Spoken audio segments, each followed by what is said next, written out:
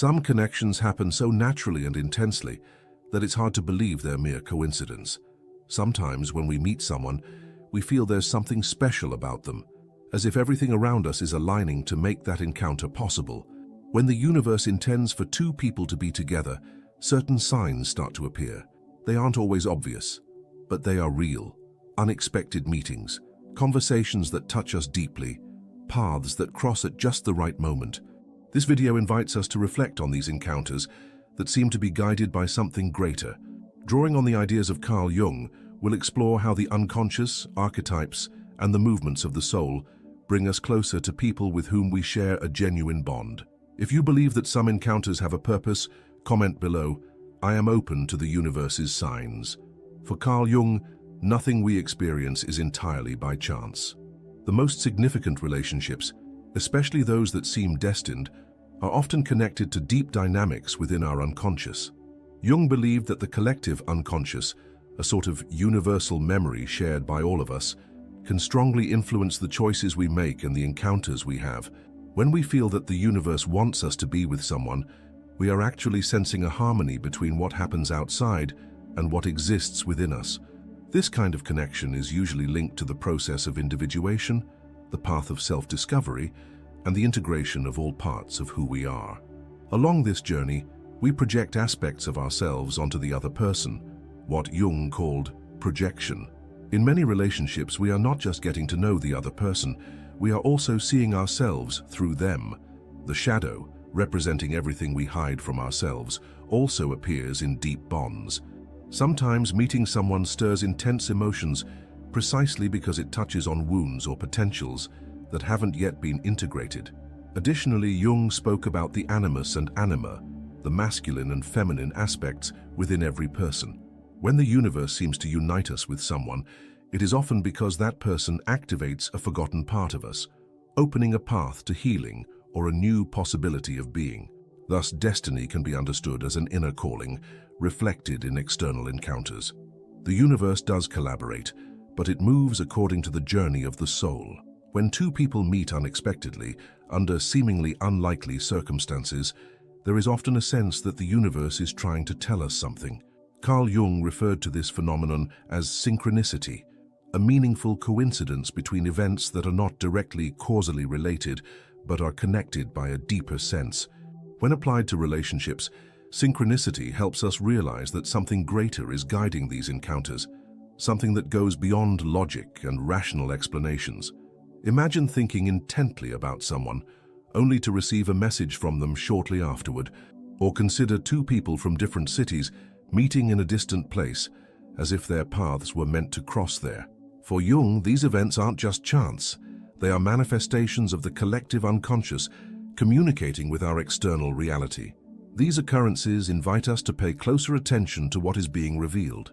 In relationships, synchronicity often appears at key moments, at the first meeting, in unexpected reconnections, or in situations where everything seems to align to bring people closer. These signs don't guarantee that everything will be easy, but they indicate that there is something significant to experience with that person. Life puts in front of us what we need to face, learn, or integrate. And often, this comes in the form of a relationship that begins with a clear sign, a symbolic nudge from the universe. Synchronicity also acts as a mirror to our inner world. When we are searching for something, even unconsciously, the universe responds. But it doesn't respond with words. It responds through encounters, symbols, and coincidences. A book that appears at just the right moment, a song that perfectly captures what you're feeling, or a seemingly mundane conversation that offers an answer you didn't even know you were looking for. All these can be interpreted as the symbolic language of the unconscious. When the universe wants us to be with someone, it starts weaving an invisible web of signs. But you need sensitivity to notice them, because these signals don't come with neon signs. They come in the quiet of a significant meeting, in the ease of a spontaneous exchange, in the repetition of symbols that become impossible to ignore. Sometimes, the coincidences are so frequent that it becomes harder to ignore them than to accept them. However, it is important to understand that synchronicity does not replace conscious choice. It may open the door, but it's up to each person to walk through it. Even if the signs point to a special encounter, the relationship needs to be built with responsibility, maturity, and presence. Destiny may bring two paths together, but walking that path together depends on awareness and commitment. Jung saw synchronicity as a principle that connects our inner world with the outer world, giving meaning to events that might initially seem random. Paying attention to these signs is not superstition. It's a form of deep listening, a dialogue with life's mystery.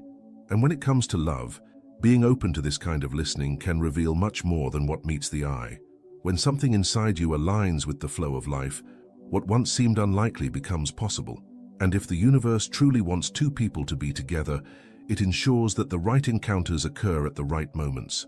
It's up to each of us to recognize these signs and decide with our hearts and souls whether we're ready to follow that path.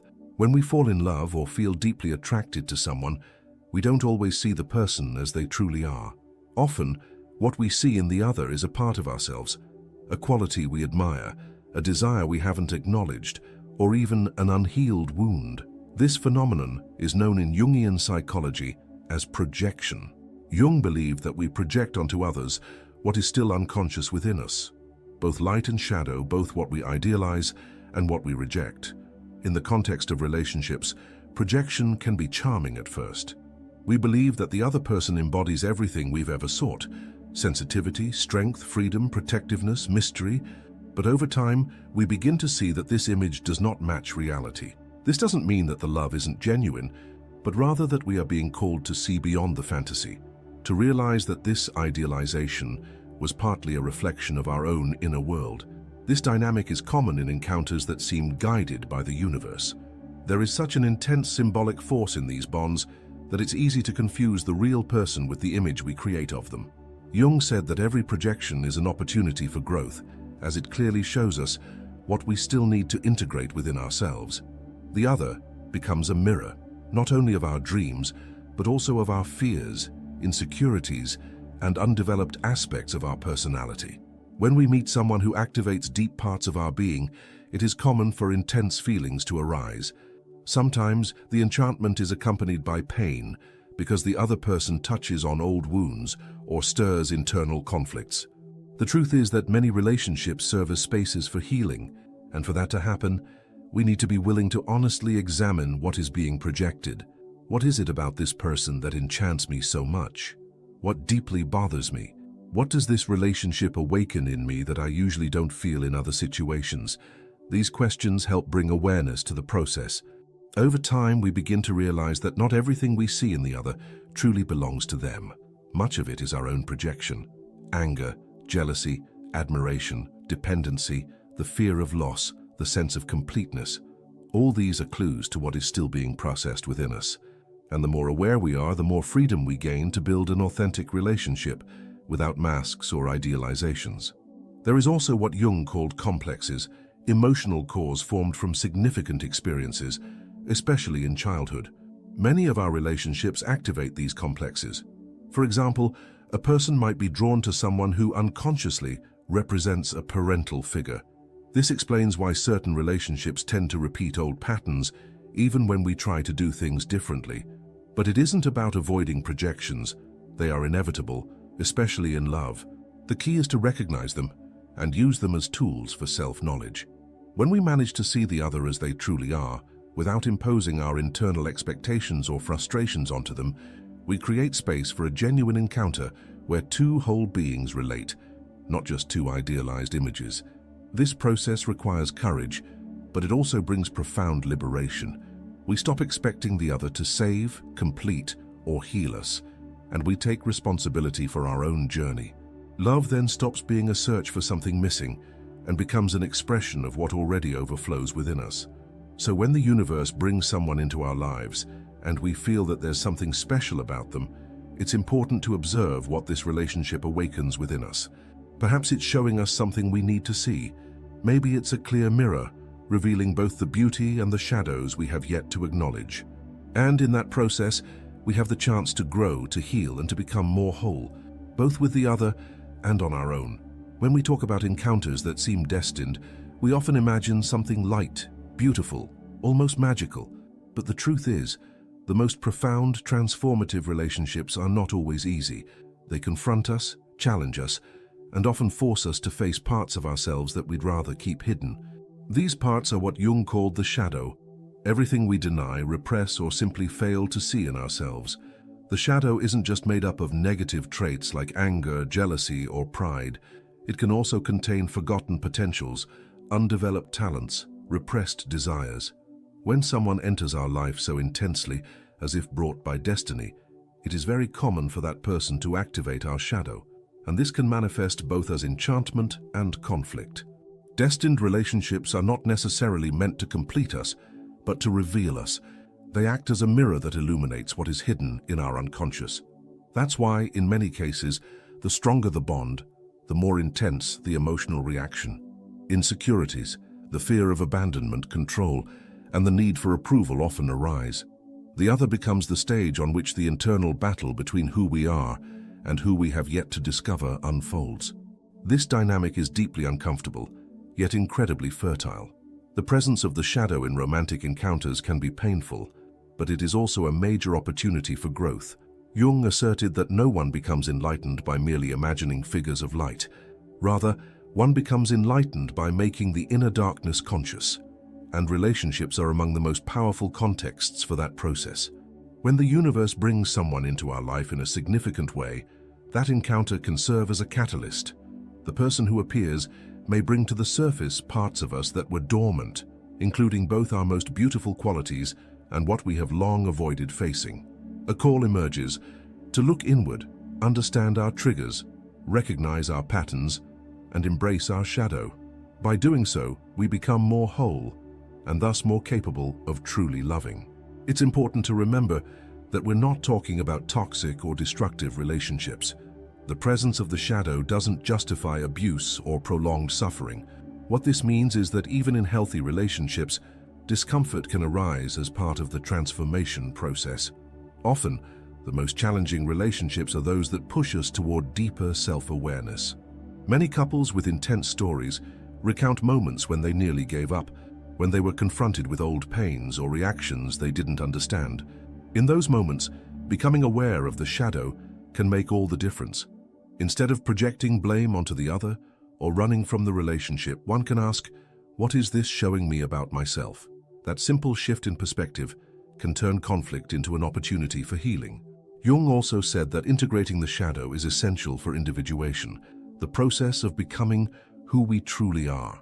And nothing accelerates that process like a relationship that challenges us to grow.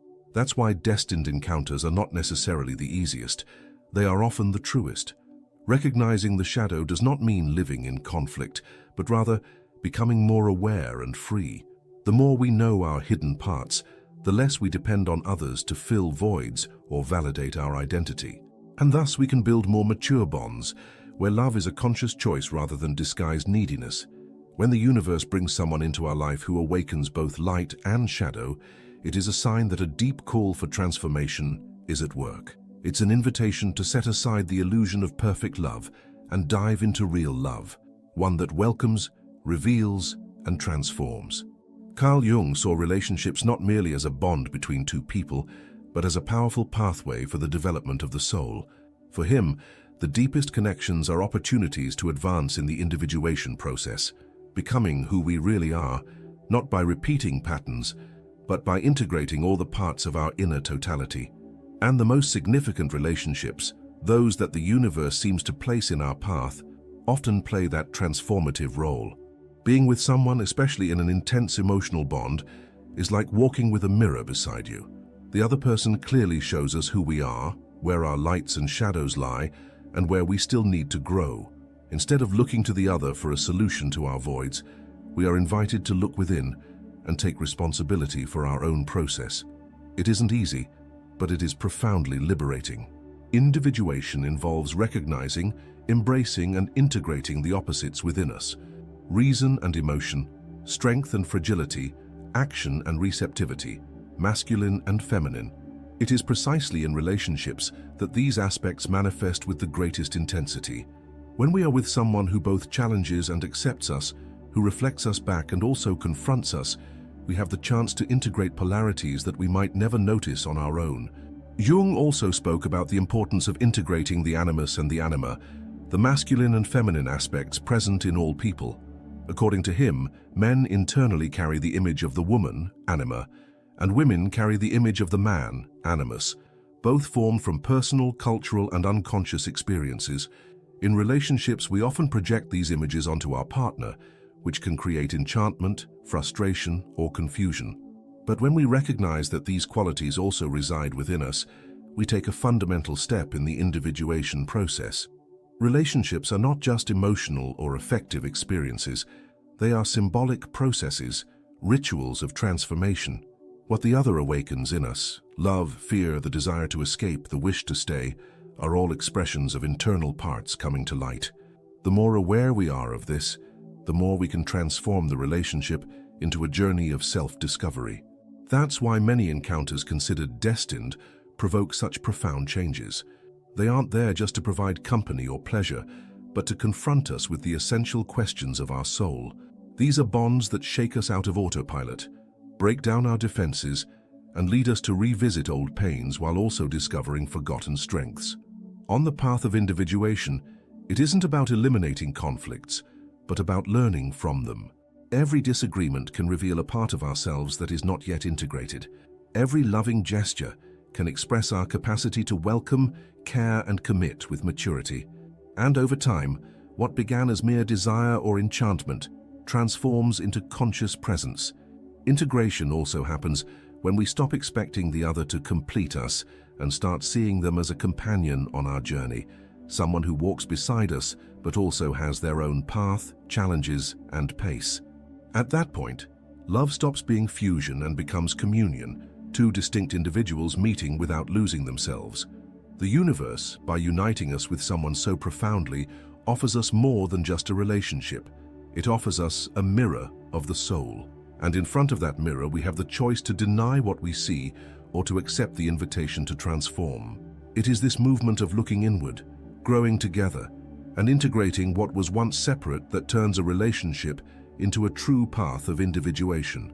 Thus, more than seeking the ideal love, we can learn to recognize the symbolic value of each encounter. When a relationship becomes a bridge between who we are and who we can become, it stops being just destiny and becomes a deep fulfillment of the soul. And along that path, the universe continues to speak, through the other, through ourselves, and through everything that can only be understood with an awakened heart and an open soul. Not every encounter is by chance. Some come like gentle breezes, others like storms, but every encounter that leaves a deep mark on the soul carries a meaning that goes beyond the surface. When the universe wants two people to be together, it acts through symbols, synchronicities, and challenges, all to awaken in each of us what still needs to be revealed, healed, and integrated. Jung's psychology shows us that true love isn't made up solely of affinities but also of mirrors. It reveals who we are, where our shadows lie, and how far we can grow. Each relationship becomes an invitation to individuation, to discover ourselves through the other. If you feel that some encounters were guided by something greater, don't ignore that intuition. Perhaps it's time to look at these bonds more deeply, recognizing not only affection, but also purpose in them. If this content resonated with you, subscribe to the channel and continue your journey by watching the next video appearing on your screen. Your transformation begins with the first step, and perhaps that step is right here, right now.